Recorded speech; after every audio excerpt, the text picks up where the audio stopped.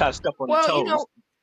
right. And I had my microphone on mute. I was talking to social media over here. Oh, okay.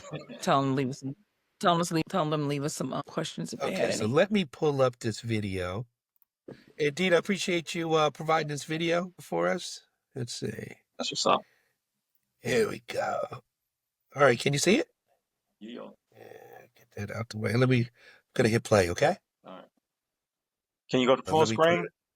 Yeah, I'll put it on full screen. Here we go.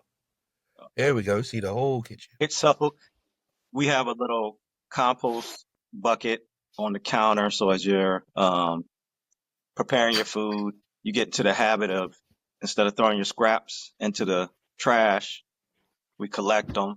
Just trying to make the process as convenient and part of your everyday life as possible. And then right off of the kitchen, we have a larger bucket with a really tight lid on where we collect everything. So once that bucket gets full, then that's when we take it out to the compost bins. We'll see in a second. Wait, I'm sorry, Dita. You said once that bucket does what? It's full. Okay.